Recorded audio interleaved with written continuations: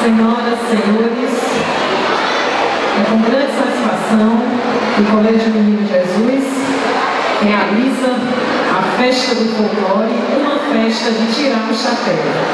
Tema: Brasil, povo forte e guerreiro. A todos vocês, o nosso cordial boa noite. Todos os povos possuem suas tradições, crendices e superstições que são transmitidas através de lendas, contos, narrativas, provérbios e canções. Esses veículos de expressão popular são transmitidos de uma geração a outra e passam a pertencer a um determinado povo de tal modo que desconhecemos os seus autores. O folclore do Brasil é riquíssimo.